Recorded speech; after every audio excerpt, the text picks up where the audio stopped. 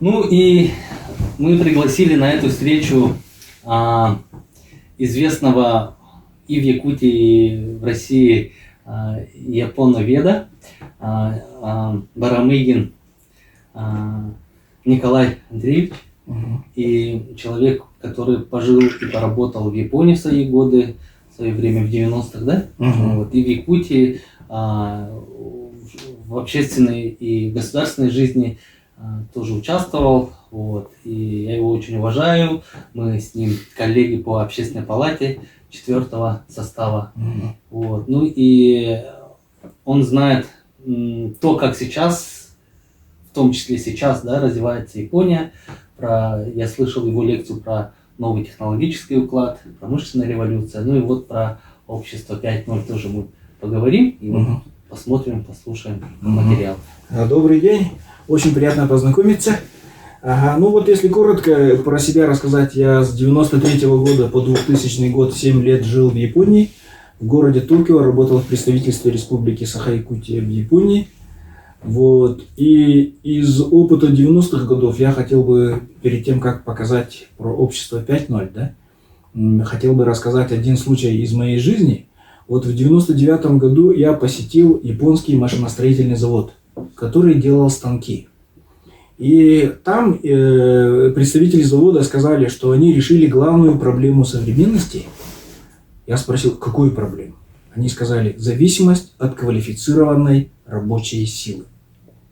Вот и показали станок в 99 году. И этот станок, он был таким образом, что рабочий приходил к инженеру, который подготовил чертеж изделия. Инженер, ну тогда как бы интернета не было такого, как сейчас, да? Только локальная сеть была. И вот инженер распечатывал такой листок, на котором был штрих-код. Тогда еще QR-кодов не было. Штрих-код и цифры. Рабочий брал эту бумажку, шел к станку, считывал этот штрих-код, и на станке высвечивались цифры на экране. Тогда еще ламповый был экран.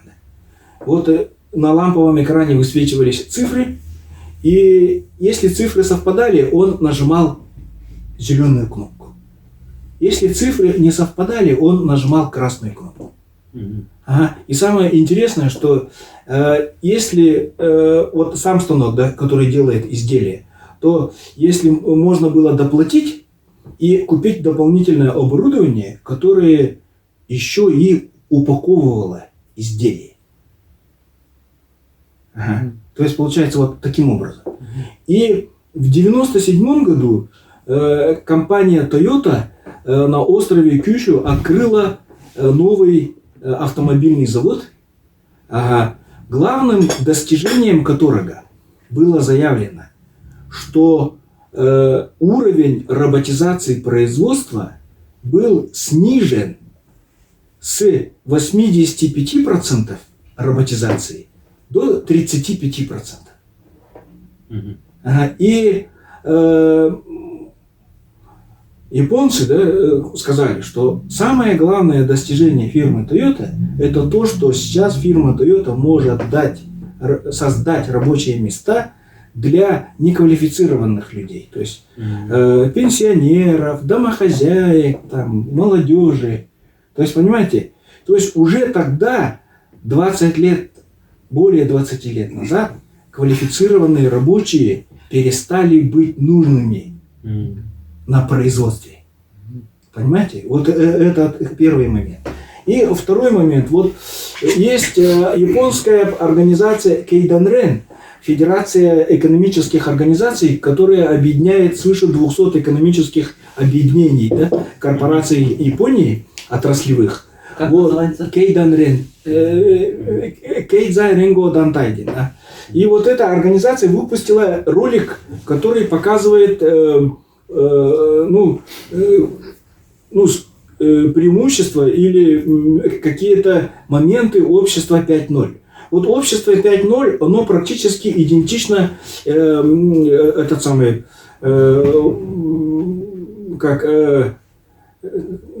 промышленной революции 4.0, да, о которой говорят, так? Это европейское название. А японское, оно более шире. То есть оно включает не только производство, да, но и образ жизни людей. Ага. Вот я этот ролик скачал с интернета.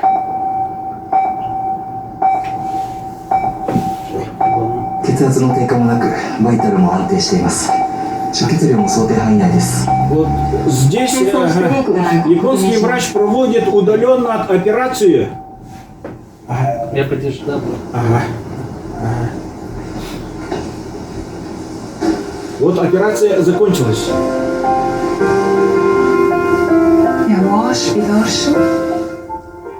Ага. なんぞさ。 Вот изо рта пациента вытаскивают этот модуль, который делает операцию внутри, через кровеносный сосуд. Want daar zit een man die hem gietbed heeft gehouden vanaf het raam.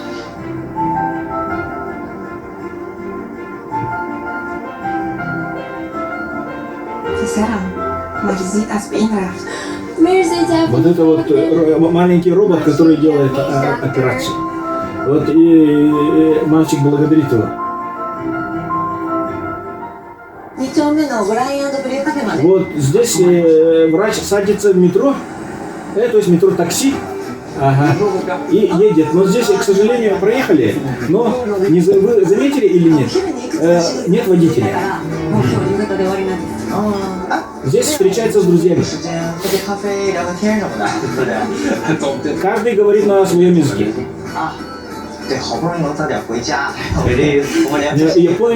Японка, китаец и француз.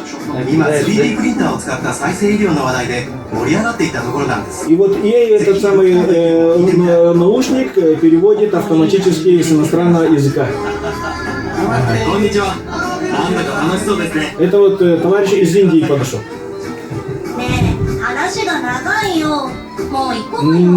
И вот в прессе было, сделали переводчик речи для собак тоже.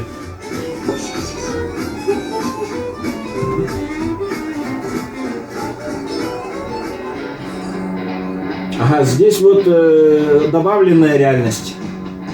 Ага, AR. Ага, это вот скалолазание.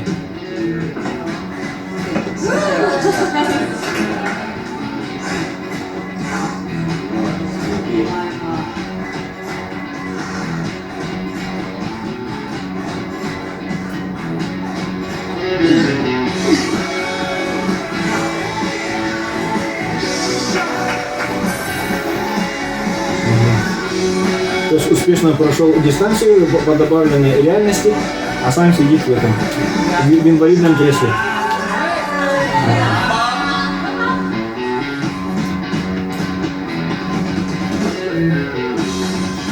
То есть надо, чтобы люди не чувствовали себя инвалидами. Вот девушка делает зарядку с удаленным инструктором. Изображение сразу на сетчатку глаза выводится. Вот отец вернулся с работы.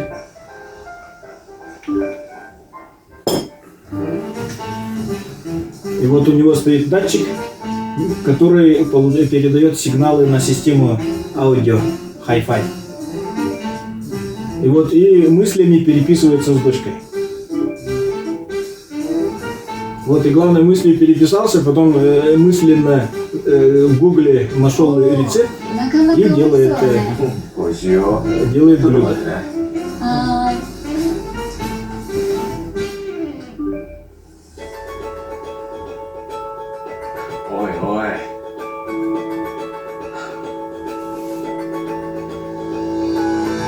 Вот здесь говорит, общество 1.0 это общество охотников, общество 2.0 это выращивание, общество 3.0 это промышленное общество, вот общество 4.0 это информационное общество.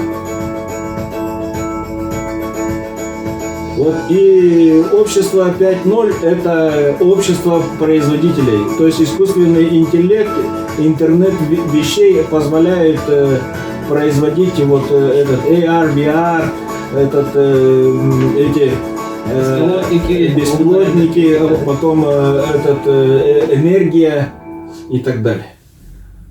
Вот. Мгм. Вот. Ну, общество 5.0, цифровое общество, да? Такая презентация. Вот. И это самое такое, что это у японцев не, скажем так, не умозрительные, да, какие-то вот эти планы. Вот я у себя в блоге вот Никбара.ру поместил материалы по обществу 5.0, что японцы сейчас реально делают. И сейчас была пресс-конференция в 2019 году, да, совместное вот, Министерство промышленности и Министерство вот, земельных отношений Японии по летающим автомобилям. То есть в Японии на полном серьезе разрабатывают правила движения для летающих автомобилей. И с прошлого года в Японии, с позапрошлого года, с 2020 года в Японии началась эксплуатация беспилотных автобусов. То есть коммерческая эксплуатация в одном удаленном городе, где нет людей, то есть коммерчески невыгодно нанимать живого водителя. Вот. И что касается там дополненной реальности и так далее, то есть вот то в Японии практически все готово к G5. Оно уже практически вводится в эксплуатацию. Вот. Потому что, почему я говорю практически? Потому что к Олимпиаде часть Токио, она уже была покрыта сетью G5. Сейчас она будет распределяться по всей Японии. И я думаю, это будет достаточно быстро, потому что когда вот мы в 90-х годах поехали в Японию, там оказалось, что вот разница, да, тоже подходов. Вот оказалось, что вся технология и оборудование телефонных станций уже перешло на цифру. А так, чтобы люди не беспокоились и не волновались, к цифровым проводам подключали адаптеры на аналоги. Потому что у людей все оборудование старое, там телефоны старые, факсы старые. У нас бы вот как перешли на цифровой телевизор, да, все взяли и выключили момента. Нет, а у них все-таки, ну, чтобы люди не стрессовали, они вот а потом, когда по мере, скажем так, выбывания старой техники, люди меняли их на цифровые, потому что уже в продаже все было А у нас, по-моему, тоже немножечко давали время? Или... Давали, но потом народ не подготовился. А потом взяли и выключили. Да, помоги ветерану подключиться. Да, Это уже после этого, уже после включения цифрового телевидения. Вот поэтому у них это все потихоньку вводится. И вот общество 5.0, да, я вот уже сказал, что 20 лет назад уже исчезла необходимость квалифицированной рабочей силы. Вот. Сейчас исчезает необходимость квалифицированных клерках. Вот есть этот писатель, да, такой Мартин Форд, который более 6 лет назад уже, да, написал книгу «Роботы наступают». Смотрели, нет? Вот это такая книга, обязательно must read, да, то есть вы должны обязательно ее найти и прочитать. Она очень хорошо так написана, доступным языком. И вот они говорят, что уже 6 лет назад в Америке уволили более 70% юристов. Потому что большинство юристов, у них же прецедентное право. То есть они искали прецеденты. А сейчас алгоритм в интернете автоматически за секунды находит. Понимаете? Люди не нужны. Ага. Потом то же самое вот по врачам, по бухгалтерам, там так далее. И эта волна все-таки дошла до нас же. У нас же вот 2 года назад началось же сокращение бухгалтеров и так далее. То есть поэтому как бы вот этот переход, да, к отсутствию, скажем так, менеджеров среднего звена, да, он доходит и до нас тоже. Вот, и сейчас вот я читал статьи, вот, куда переходят люди, которых сократили в Америке.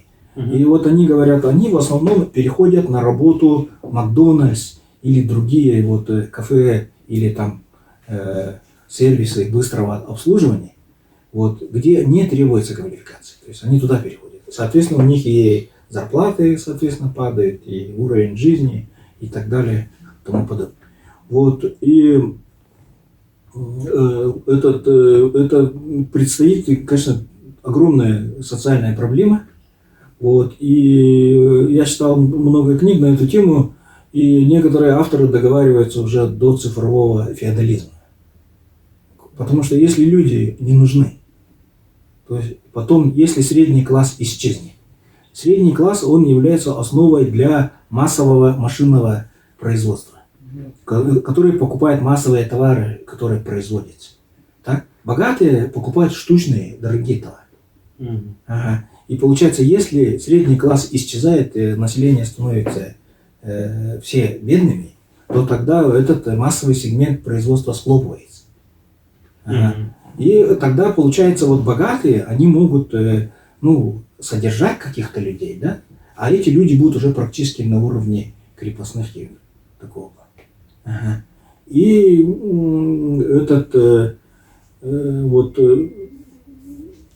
сейчас вот эта тема, например, да, вот ненужности человеческой жизни, ненужности людей, да, в современных технологических условиях, она тоже находит подтверждение в Японии. Там 40% молодежи является хикикомори. То есть они сидят дома, никуда не выходят, живут за счет пенсии родителей, играют в компьютерные игры, сидят в онлайне. Поэтому вот эта проблема, да, вот, относительно нас, вот, нашей республики, нашего народа, имеет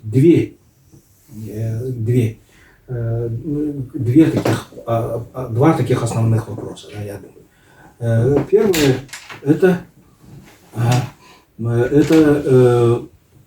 вот в 2016 году, в апреле месяце, Михаил Фомич Николаев, первый президент, проводил ленские встречи с участием представителей Китая, Японии, Южной Кореи, вот, России, да, там, из центральных регионов вот, приезжали футуристы. И вот они говорили о допандемийной, скажем так, стратегии развития вот, России. То, что вот, мы слышали, что вот, федеральное правительство планирует оставить в России 10-15 мегаполисов, агломераций. То есть весь народ собрать туда. Ага. Вот, и тогда в 2016 году вот эти футуристы из России, они говорили, что да, вот есть такая вот идея собрать всех в агломерации. Ага. А вокруг что будет? Это просто будет выброшенная земля. То есть эти люди будут типа океан варварства и островки цивилизации. Но они так думали тогда. Да? Ага. Вот. И тогда вот был представитель Южной Кореи, который говорил тоже тогда вот в 2016 году, что в Южной Корее 80% молодежи заканчивает вуз, и практически никто не может устроиться на работу, потому что нет рабочих мест для такого количества образованных людей. То есть, получается, они сразу автоматом выбрасываются на безработицу массово. Вот. И в этой связи, да, то есть вот первая проблема, которую надо задуматься, это как, вот, например, нашей удаленной Якутии, да, которая всю жизнь была, как говорил Артемий Лебедев, да, там, одним местом мира, как ей не стать вот таким морем варварства и дикости. То есть как нам сохранить тот технологический уклад, который сейчас к нам наконец-то пришел. Потому что вот уровень развития, который мы достигли сейчас, да, я вот сравниваю с 2000 годом, когда я вернулся из Японии, там, конечно, было небо и земля, да, то есть вот. А сейчас мы чуть-чуть там не догоняем, мы где-то чуть-чуть хуже, например, Кореи, там, или на уровне Китая, или, может быть, там с Китаем более-менее. Но тогда, конечно, был огромный разрыв. Вот, в уровне жизни, в уровне сервиса, в уровне потребления, в уровнях зарплаты вообще был разный. Вот это первая проблема. И вторая проблема, как вы знаете, вот 80% информации в интернете, она на английском языке. Ага. 10% информации в интернете, она на китайском языке. На все остальные языки мира приходится максимум 10% информации. Ага. И все-таки надо поблагодарить наше правительство, вот, Александра Константиновича Акимова, который вот в 2000-х годах смог добиться, что была принята якутская раскладка вот, для операционной системы Windows, да, Microsoft поддерживает. Сейчас вот благодаря Сенату, которые поставили вопрос, вот, и благодаря Майтоне, Google ввел якутскую раскладку в операционную систему, да, свою Android. Вот. И сейчас шла тогда работа с iOS. Вот. Ну, получается таким образом, что в мире всего 200 языков представлены в интернете. То есть, понимаете, 1, 2 и 200. И я читал статью, да, вот, там итальянцы беспокоятся о своем интеллектуальном развитии и сохранении языка, потому что их всего 40 миллионов. Понимаете? У нас проблема в том, что всего 500 тысяч, и у нас очень мало контента, да, на якутском языке в интернете. И сейчас идет активная вот ассимиляция нашего подрастающего поколения, да, которые практически перестают использовать якутский язык в бытовом общении и переходят или начинают говорить сразу на русском языке, хотя их никто не учит русскому автоматически. И вот это вторая проблема. То есть, например, проблема выживания народа и его культуры в условиях проникновения вот социальных сетей и интернета. То есть вот так получится. Вот эти два вопроса, вот надо вот их обсудить. Еще раз первый.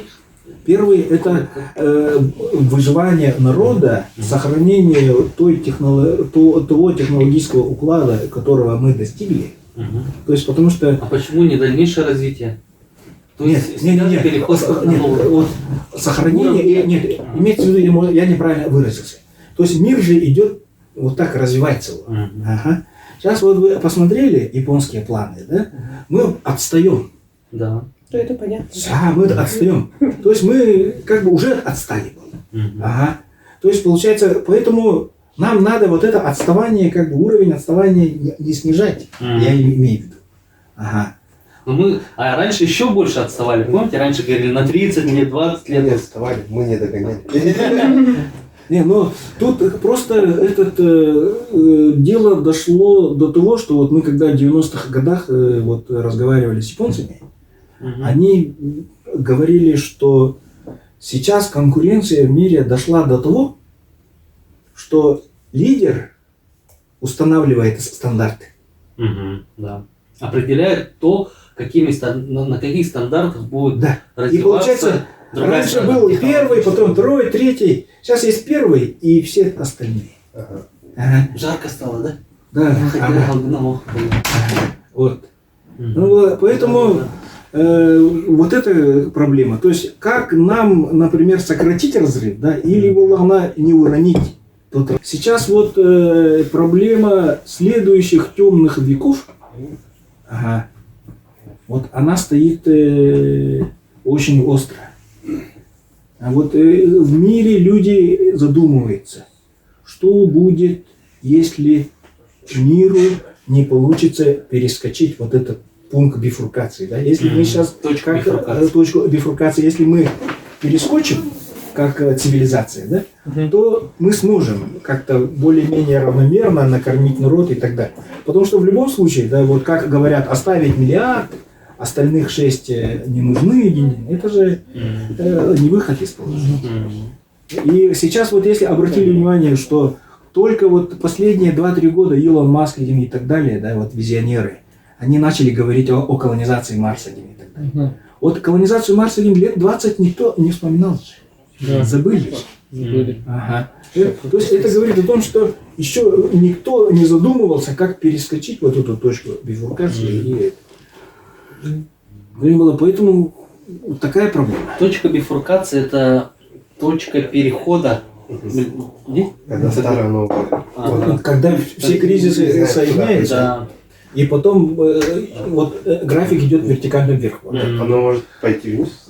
Вначале, да, либо вверх, либо вниз. Да. И это вот точка невозврата и точка, когда решается, предопределяется будущее человечества, да? Да. Либо это Вот, ну, спад, социальный кризис. Что касается Экономический. России, да, я читал книгу в 93-м году в Токио. Я купил книгу Total Reckoning, да, окончательный расчет, да, и Total Reckoning, окончательный итог.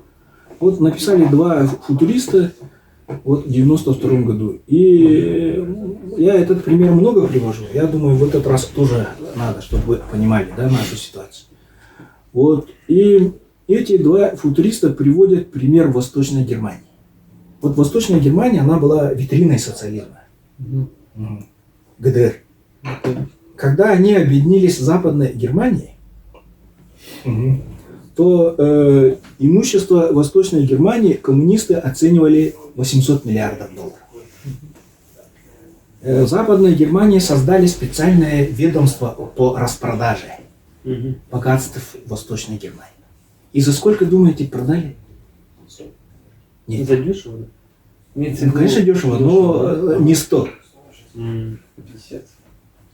Нет. Нет, ну как нельзя же определить. Вот так. Не, ну вы Закинуть, скажите, да? ну сколько? В долларах? В долларах. Ну, было 800 миллиардов долларов. Вот. Человек, он говорит, 50 миллионов. 50 миллиардов, он говорит. Я говорю, нет, это дорого. Миллион. Не. 20? Нет, 20 мало. Вот. Ну 30? Я вам скажу, они продали за 40 миллиардов долларов. 20 раз дешевле той нарицательной стоимости, в которую имущество социалистической Германии оценивали при коммунистах. И теперь главный вопрос. Сколько западные немцы вложили, чтобы в 20 раз продать имущество социалистической Германии?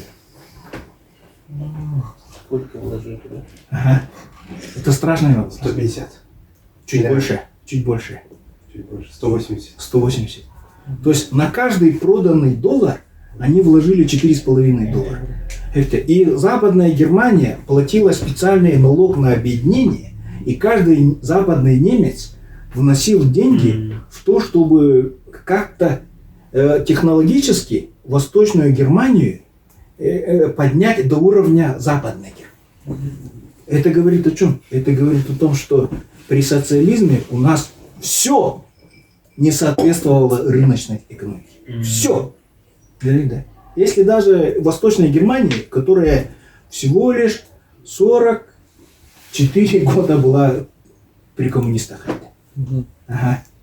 Поэтому вот то, что говорят коммунисты сейчас, это вообще это такой наглый обман населения. Это вообще страшное дело. И дальше, да? Потом эти 2 футуриста сделали вывод. Они говорят, национальное имущество Советского Союза оценивается в $3 триллиона. И они говорят, ни у кого нет денег, чтобы спасти Советский Союз. И никто не будет вкладывать деньги, чтобы спасти Советский Союз. Ну, бывший Советский Союз и страны, которые возникли. И они сделали вывод, что при таком раскладе, что все будет рушиться и так далее, ничего не будет обновляться, все будет по-старому, бывшие страны бывшего Советского Союза пойдут по пути Латинской Америки. Революция. Нет, диктатура, военные захватят власть. Ага. И дальше. Вот вы знаете проблему 2003 года? Именно 2003. Да. Нет? Вот видите. Ага. То есть вот в России была проблема 2003 года. Это выборы. Нет, не выборы. Нет, нет, это касательно вот жизни и технологий. Вот такое вот умозаключение. Последний год, когда при социализме делались плановые ремонты инфраструктуры и оборудования, это 88 год. Потом начался бардак. То есть добавляем 15 лет до полной амортизации этого оборудования, это 2003 год. Это. Потом этот последние атомные бомбы, которые были выпущены в Советском Союзе, это 88 год. То есть 15 лет, Ничего не 2003 год. не обновлял. Нет, это после этого 2 раза по 10 лет продляли сроки службы атомных ракет российских. Ага. Я потом про ракету тоже расскажу. Это. Вот. И этот, дальше. Вот старение населения. В 2003 году численность работающего населения должна была сравняться с численностью пенсионеров в России. Это. Она, то есть получается такая ситуация была в 2003 году. И я был очень поражен, что когда пришли деньги, большие деньги, их же надо было вкладывать в обновление инфраструктуры и так далее. Но начали вкладывать после 2014 года, когда на Запад обрубили выходы. Это. И тут у меня вот, если, например, это вот в общероссийском масштабе. Если смотреть с точки зрения нашей родной Якутии, вот наш Якутск в 2000 году на 90% был деревянным. Это единственный город в России, который перестроен практически полностью. Ага, практически полностью перестроен после 2000 года. Потом все-таки у нас, что не говорите,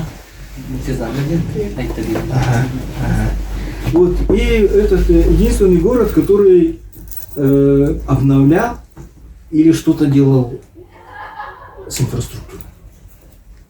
И то у нас, вот я, например, когда в Хангаласском МУСе работал, Это про 90-е же, да? В 90-х годах обновлял, да? Или не, он все время обновлял, понимаешь? У нас вот Якутия, она отличается от других регионов тем, что, невзирая на самое тяжелое время, у нас что-то обновляли все время. Вместо старых домов новые дома. Да. А вместо старых домов новые, это в начале 2000-х. Вообще же, вот улица Орджоникидзе были же двухэтажные деревянные дома в центре города. Вообще. И я вот, когда работал в Хангаласском МУСе с 2000 по 2003 год, да, вот у нас в 2002 году начались рваться провода электрические. И вот наши горсети покровские говорят, от старости, оказывается, их построили в 74 году или 73 году. У нас водопровод в Покровске сломался. Тоже построенный в 74 году. Ага. То есть вот, ну, запомните цифры, да? А вот при Лужкове был такой большой взрыв на газовом трубопроводе в Москве. Ага. И Лужков с такой гордостью сказал, что взрыв был по причине ошибки сварщика. Ага. А сварщик ошибся 35 лет назад. То есть трубопровод уже дважды прослужил срок, который положен. Понимаете? Поэтому тут, я говорю, это очень сложная проблема. Как вот то, что мы достигли. Да? Ага. Развивать это понятно, да, но даже сохранить это очень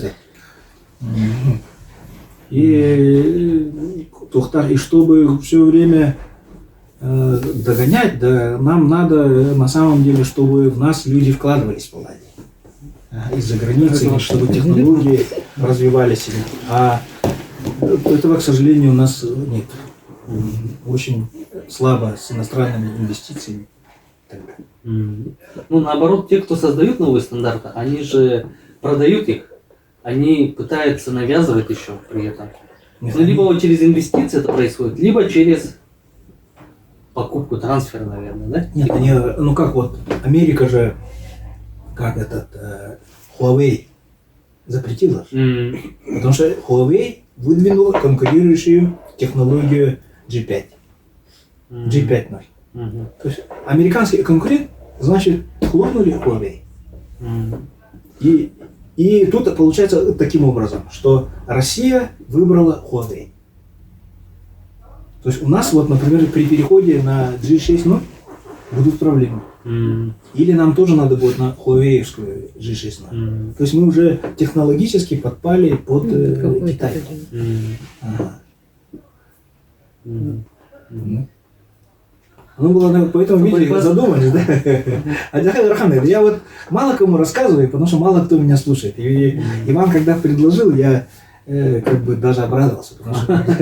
Есть люди, которые могут понять, да, как это интересно. И вот эти сложные вопросы. Ну да. Это технологические моменты, аспекты влади, но от этого зависит вообще социум, общество, как мы будем жить, как насколько мы будем довольны тем, где мы живем, как происходит развитие.